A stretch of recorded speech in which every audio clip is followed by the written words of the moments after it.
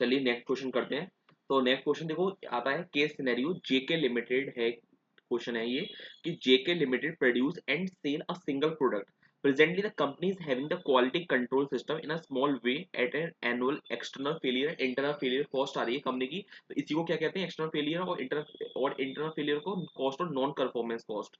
तो ये 4,40,000 और 8,50,000 कॉस्ट आ रही है। तो इसका मतलब हो गया 12,90,000 आपकी कॉस्ट ऑफ बेड क्वालिटी की कॉस्ट आ रही है।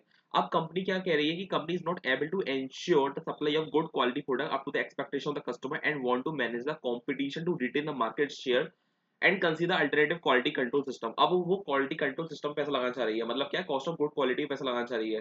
ठीक है, तो कॉस्ट ऑफ गुड क्वालिटी में कॉस्ट में क्या क्या कॉस्ट आती है, एक तो प्रिवेंटिव कॉस्ट आती है कि अप्रेजल कॉस्ट आती है। तो ठीक है, तो उसमें अब वो क्या कह रही है कि प्रिवेंटिव कॉस्ट और अप्रेजल कॉस्ट देखो दे रखा है क्वेश्चन में कि प्रिवेंटिव कॉस्ट है आपकी 5,60,000 और अप्रेजल कॉस्ट है आपकी 70,000। तो ये आ गया 6,30,000। मतलब तो वही हम करेंगे, कॉस्ट एंड बेनिफिट एनालिसिस करेंगे कि हमारी कॉस्ट की अगर कॉस्ट हमारी कम आ रही है बेनिफिट से तो प्रपोजल को एक्सेप्ट करेंगे, अदरवाइज रिजेक्ट कर देंगे।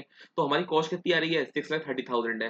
अब हमें अगर हम प्रपोजल को जब भी एक्सेप्ट करेंगे जब हमें बेनिफिट इसका ज्यादा मिल रहा होगा, लेकिन हमें बेनिफिट हमें कितना मिल रहा है, इससे क्या हो रहा है, इस कॉस्ट अगर हम कॉस्ट ऑफ गुड क्वालिटी पे कॉस्ट लगा रहे हैं तो जो एक्सटर्नल फेलियर और इंटरनल फेलियर पे कॉस्ट जो रेड्यूस्ड बाई, देखो बाई वर्ड लिखा हुआ है कि इतने से कम हुई है। कितनी कम हुई है, 5,10,000। तो बेनिफिट मिल रहा है 5,10,000 का और कॉस्ट आ रही है 6,30,000। तो हम कहेंगे प्रपोजल एक्सेप्टेबल नहीं है ये। तो यहाँ पे तो कॉस्ट कितनी ज्यादा आ रही है, नेट लॉस आ रहा है हमारा, कितना आ रहा है, 1,20,000 का। तो हम कहेंगे देखो फाइनेंशियल मोटिव से तो हम कहेंगे कि ये कॉस्ट एक्सेप्ट, ये प्रपोजल एक्सेप्टेबल नहीं है।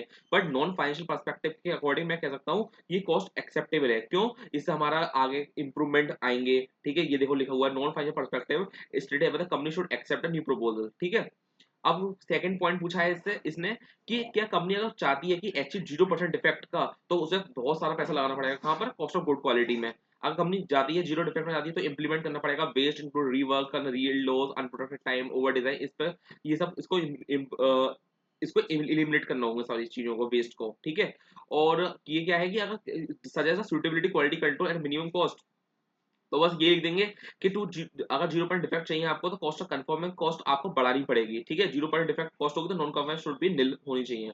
तो ये कंप्लीट होता है। अब चलते हैं नेक्स्ट क्वेश्चन पर।